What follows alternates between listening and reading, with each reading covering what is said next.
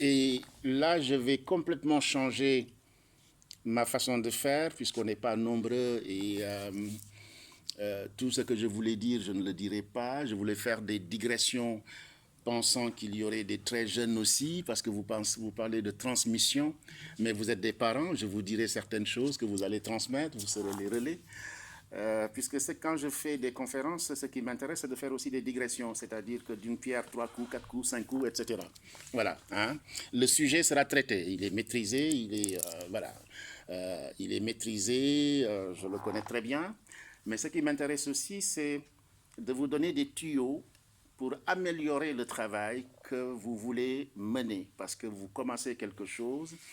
Vous avez de grands experts comme le doyen Maïga, je suis flatté de le connaître. Vous devez connaître mon ami Timéra, qui est maintenant au Sénégal. C'est un des grands spécialistes. Je ne connaissais pas M. Maïga, hein, mais je pense qu'il est aussi bon que Timéra. Timéra, je connais très bien. C'est M. Soninké de l'Île-de-France. Hein, voilà. Maintenant, il est à Dakar. Il travaille à l'école doctorale de l'Université de Dakar comme coopérant. Voilà, mais vraiment, je suis très content que M. Maïga soit là. C'est un doyen et tout ce qu'il a fait est une très bonne chose. Nous ne sommes pas nombreux à faire ce genre de travail. Il faut dire la vérité. Nous autres intellectuels ne faisons pas bien notre travail. Hein. Voilà. Et c'est pourquoi il y a un fossé entre nous et nos jeunes. Nos jeunes manquent de culture. Je dis souvent que la transmission a été un tout petit peu ratée quelque part. Et c'est un peu de notre faute, nous les intellectuels, mais aussi les parents.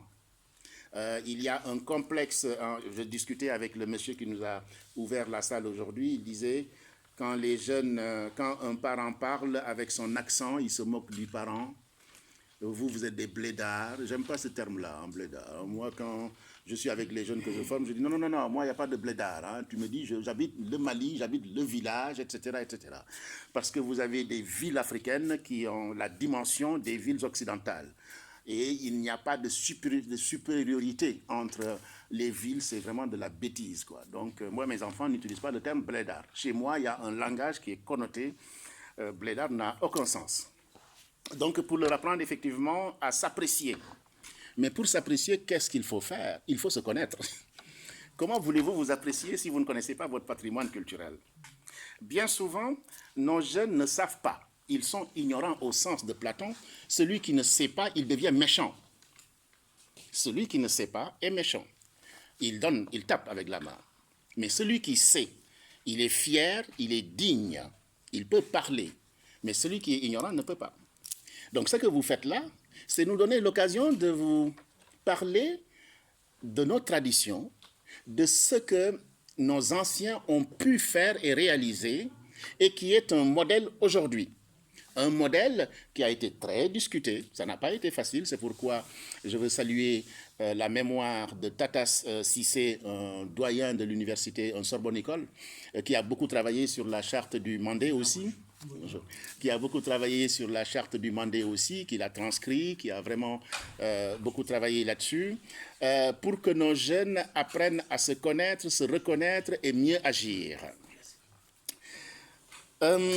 Que dire de cette charte du Mandé? Je voudrais tout simplement dire qu'on l'appelle le serment des chasseurs. Il y a tout un ensemble d'appellations.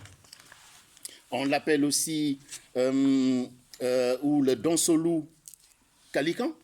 Il y a une diversité d'appellations. Mais on ne va pas s'attarder là-dessus. Ce qui est très important, c'est tout simplement l'éloge de la vie. Quand on parle de la vie, c'est parce que tout simplement, avant, il y avait aussi la mort. La mort qui est le fruit de conflits, de bagarres, de guerres, etc. Quand les gens sont ensemble, la guerre et la violence existent. Ce qui est bon aussi, c'est que quand les gens sont ensemble, ils peuvent palabrer pour recouvrer la paix et la vie.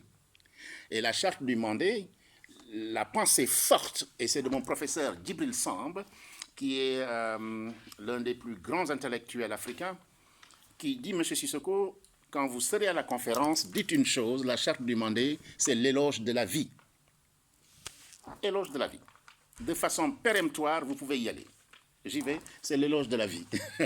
C'est le professeur Djibril Samb qui a remplacé Cheikh Anta Diop à l'IFAN. C'est un monument de la pensée et je suis extrêmement content de le citer ici, puisque quand il dit quelque chose, ça fait autorité. Ça fait autorité. Bien.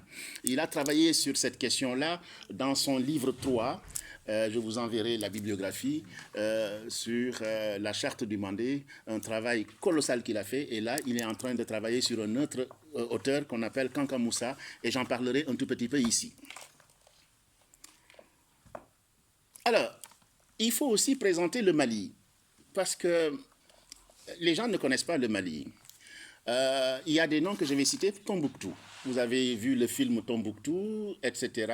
Mais Tombouctou, c'était Alexandrie. C'était Alexandrie. C'était un lieu de savoir. Tous les intellectuels allaient à Tombouctou apprendre. Où se trouve Tombouctou? Au Mali. Tous les grands savants, à l'époque, les Grecs allaient où? Ils allaient à Alexandrie, en Égypte, pour apprendre. Les 7 sages grecs allaient à Alexandrie, en Égypte, pour apprendre. Et qu'est-ce qu'il fallait faire? Qu'est-ce qu'on faisait? Il fallait qu'on les circoncis. C'était le billet pour entrer. Les 7 sages grecs ont été circoncis pour accéder à quoi? Au savoir. Au savoir. Dans les traditions africaines, qu'est-ce qu'il y avait? Il y avait des rites d'initiation. On ne pouvait pas savoir n'importe comment. Les parents devaient vous apprendre, en fonction de votre âge, des choses. Sinon, on dit en Afrique, quand tu sautes les étapes, tu te casses les dents. Prenez l'exemple, vous avez des escaliers. C'est pourquoi on dit à nos enfants, faites attention aux escaliers. Il y a 12 marches. L'enfant, il veut partir de la 12e marche au premier. S'il tombe, il va se casser les dents. Après, il va aller voir l'orthodontie. C'est pourquoi on te dit, tu vas tout doucement, par palier. Les connaissances africaines sont des connaissances étagées. Voilà. À chaque âge, son type de connaissance. Et c'est extrêmement important. Tombouctou était notre Alexandrie. Les terroristes, ils sont allés toucher quoi? Tombouctou. Pourquoi? Là où il y a le savoir. Quand vous voulez toucher quelqu'un, mais toucher à son savoir, toucher à son patrimoine, vous lui cassez les reins. Donc je voulais dire ça. Je pensais qu'il y aurait beaucoup plus de jeunes, mais c'est bien de le rappeler. Vous allez dire que c'est pour vous montrer tout simplement à quel point on n'a pas le complexe. Il y a un auteur ici, c'est Moussa Konaté, qui nous parle du patrimoine culturel. Il dit qu'on n'a pas à avoir honte et que l'Afrique avait un vivier de savoir. Mais on ne le sait pas. Mais parce que nous autres intellectuels, on n'est pas nombreux à divulguer ça. M. Maïga, ce qu'il a fait est extrêmement intéressant depuis 40 ans. Mais on n'est pas nombreux. Yaya Djanka, etc. Mais on n'est pas nombreux. Il faudrait qu'on multiplie ça pour qu'effectivement les gens aient accès à notre patrimoine culturel. Et nous sommes en faute. Notre patrimoine culturel est riche. Et la charte du Mandé, c'est un excellent sujet parce qu'il donne l'ouverture à tout. Il y a 40 articles, 7 premiers articles d'abord, mais qui ont été après développés. Je ne vais pas vous développer les 40 articles, je vais vous en développer juste quelques-uns. Et ce qui est important, c'est après le contenu, etc. Il faut dire aussi qu'il y a au Mali plus de 40 ethnies ou dialectes. Comme au Sénégal, vous en avez 20, etc.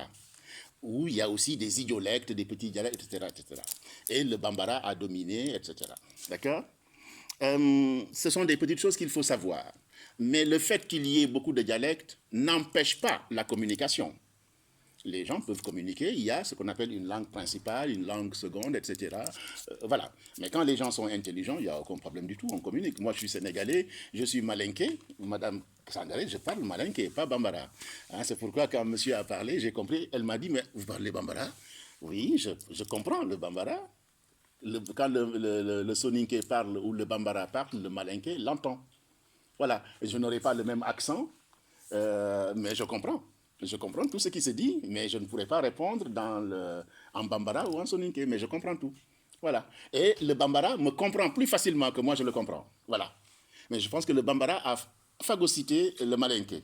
Voilà. Quand moi je parle, le bambara me comprend très bien. Voilà. Mais quand lui il parle, je le comprends moins. Alors ça, je n'ai pas étudié ça. Peut-être que le professeur Maïga pourra nous éclairer là-dessus. Mais on s'entend. On arrive à communiquer, ça c'est important. Comment dire encore? les Africains ont beaucoup travaillé sur la gestion traditionnelle des conflits. Je vous ai dit, quand il y a une société, forcément, il y a conflit.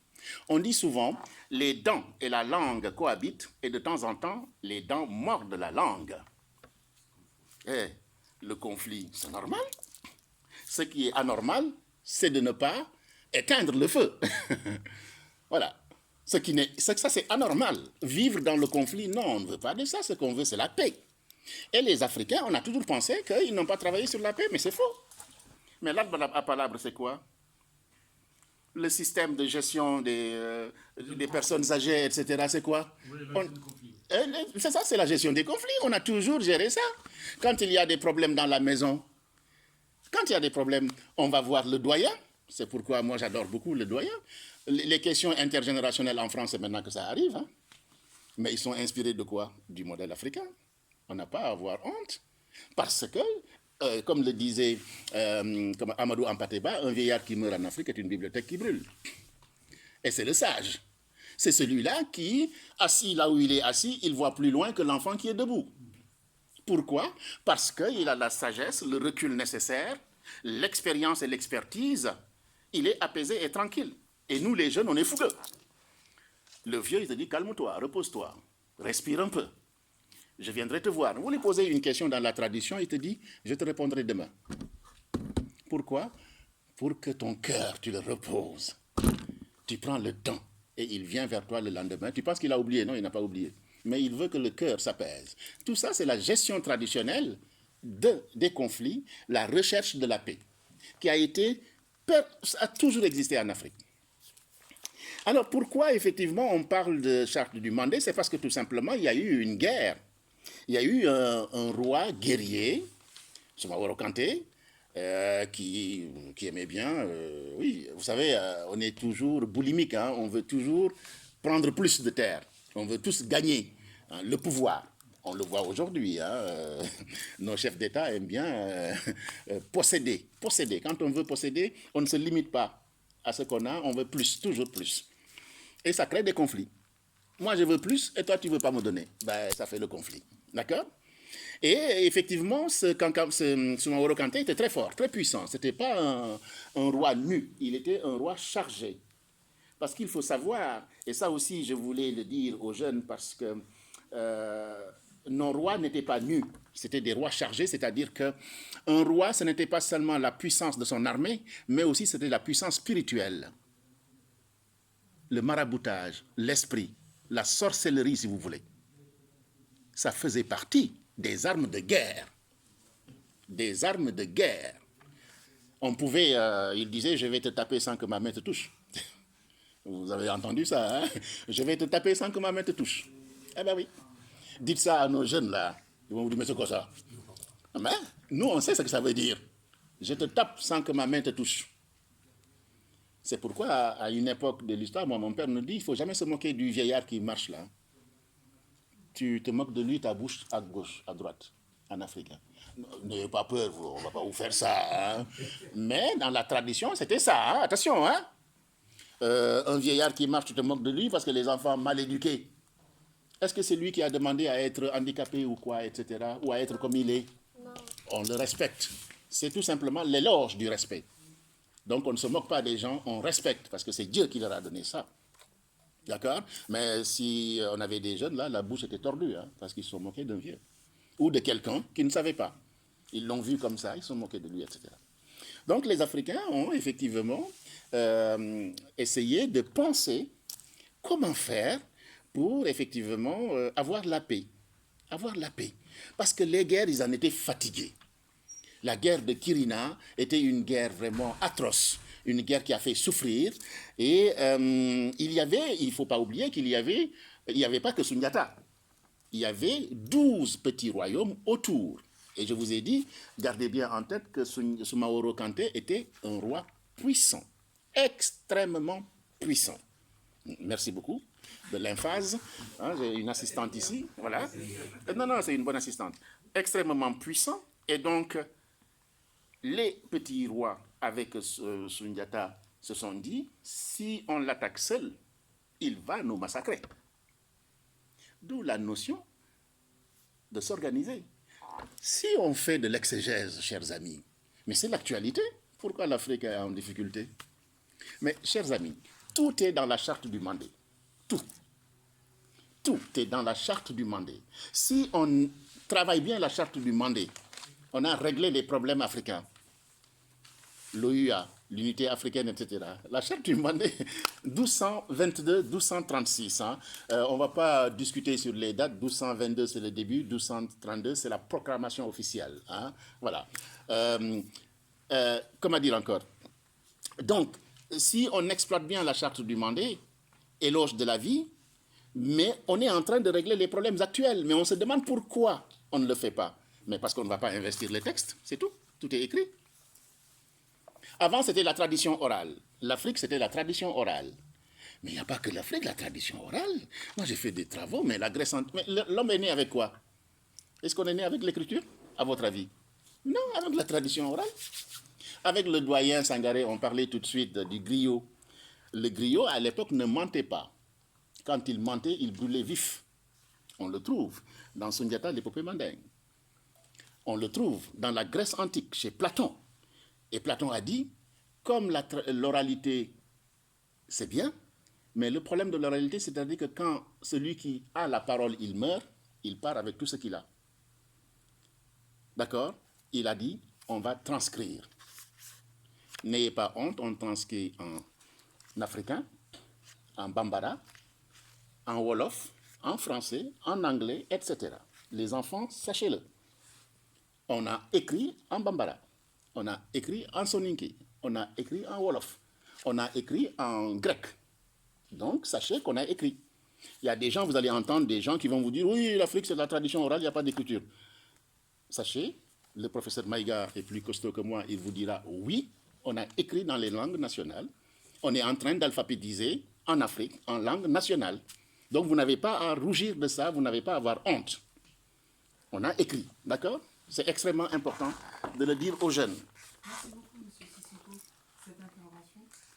La charte du Mandé, c'est un sujet très vaste, très riche, et on peut parler des heures là-dessus. Malheureusement, le temps nous manque un peu, donc on aimerait entendre un peu les personnes qui souhaitent interagir sur ce sujet-là, et également M. Ismaël Baïga pour voir son point de vue, et également échanger avec les participants, voir quelles connaissances ils ont de la charte du Mandé. Est-ce que vous voulez que... J'ai juste envie seulement de finir, vous me donnez 5 minutes, hein, et puis je finis là-dessus. Je voulais aussi parler de la gestion traditionnelle des conflits avec le cousinage à plaisanterie, le sanoria. Parce que si je ne le dis pas, j'aurais raté quelque chose. Vous m'excusez, Madame Sangaré. Voilà, hein, je ramasse, mais ça, il faut que je le dise. Comme je vous ai dit, on a toujours cherché la paix en Afrique. Et il y avait des pactes qu'on signait entre ethnies, entre populations, etc. Il y avait même des pactes de sang, etc. pour ne pas faire la guerre, etc. Et tout était lié sur la plaisanterie. Et il y a une jeune fille, par exemple, qui était en France, qui ne connaissait pas du tout ça, parce que comme je vous ai dit, nous, les adultes, on a péché quelque part. On n'a pas transmis. Et un vieil homme est venu, il a rencontré un vieil homme dans un consulat. Le vieil homme a entendu son nom, c'était son Sanaro, l'a bombardé. Mais M. Maïga, ça a été un incident diplomatique. Hein? Incident diplomatique. L'ignorance. Quand on est ignorant, on n'a pas fait exprès. Mais après, on doit chercher le savoir. J'accuse les parents qui n'ont pas transmis l'information. Elle a écrit un bouquin là-dessus. Ah mais oui, il y a un bouquin là-dessus. Ah mais c'est sérieux, madame, c'est sérieux. Et pourquoi ils font ça? Vous avez des gens, vous avez beau les attaquer, ils ne vous taperont jamais. Il n'y aura jamais de guerre. Ça, c'est établi. Donc la paix, on connaît la paix en Afrique. On sait trouver les moyens d'avoir la paix en Afrique. Et aujourd'hui, la géopolitique, pourquoi est-ce qu'on est toujours en guerre? En RDC, au Sénégal, dans certains pays, etc. C'est la question qu'on se pose. C'est pourquoi, quand vous parlez de la charte du Mandé, c'est pour moi un sujet philosophique, tellement il est puissant. Je sais qu'on est pris par le temps, et vous avez bien raison de m'arrêter, et je ne m'en offusque pas. Il est tellement puissant qu'on peut l'exploiter et faire de la géopolitique actuelle. Voilà. Le propos, c'est ça, en fait. Qu'est-ce qu'on peut tirer de cette charte du Mandé aujourd'hui? Ce qu'on peut tirer de cette charte du Mandé, c'est l'éloge de la vie. On peut tirer de cette charte du Mandé le fait que, comment dire encore, ce n'est pas la force qui fait la loi. Dans la charte du Mandé, ils ont même parlé de l'écologie. Hier, les manifestations, c'était sur l'écologie. La charte du Mandé avait codifié l'ensemble, l'égalité homme-femme, le respect de la femme. Et quand vous allez chez certains traducteurs, ils vous disent les femmes sont secondes ou les femmes sont... Bon, je ne vais pas entrer dedans parce que c'est une guerre là. Moi, j'aime la paix. Moi, c'est la paix. Mais ça existe. Hein? Les traducteurs qui vont nous dire les femmes, etc. Mais dans la charte du Mandé, la femme, c'était une princesse, une reine. Mais on ne le dit pas assez, cher ami. On ne le dit pas assez. Je vous dis, c'est la vie. La vie, c'est quoi? Mais c'est la paix, la sécurité, vivre ensemble. C'est aussi simple que ça. Tout est dans le texte. Et la nature, le respect de la nature. L'égalité dans les... Vous savez, les noms. À une époque de l'histoire, c'était les noms de famille qui étaient conflictuels. Quand le colon était arrivé, qu'est-ce qu'on faisait? On allait donner... Il y avait des castes, les stratifications sociales. Dans ces castes-là, qu'est-ce qu'on faisait? Quand le colon venait, il allait voir le chef du village, etc. Et le chef du village donnait les castés pour aller à l'école. L'école comme système d'aliénation. Pour les Africains, aller à l'école, c'est perdre son identité culturelle. Je peux dire oui et non. Parce que quand tu veux attaquer quelqu'un, sois à côté de lui. Être à côté de lui, c'est de connaître tout son savoir. Mais si tu es loin, ce sera plus difficile. D'accord? Donc, c'est oui et non. Et, comment dire encore? Cet apprentissage-là, effectivement, de la connaissance, cet apprentissage de la vie, cet apprentissage, effectivement, des relations humaines, a plongé l'Afrique, effectivement, et le Mali et le Soudan traditionnel, le Soudan français à l'époque, dans un moment de paix et de convivialité. Et beaucoup d'instruments ont été utilisés, justement, pour que la paix puisse régner le plus longtemps possible. Mais les gens sont souvent sourds à la charte du Mandé. Et vraiment, je suis extrêmement content que Tata Cissé, avec l'UNESCO, ait ressorti cette tradition orale-là pour nous la soumettre. Parce que cette charte du Mandé a été occultée pendant longtemps. Hein. Il y a aujourd'hui beaucoup de gens qui critiquent la charte du Mandé. Hein.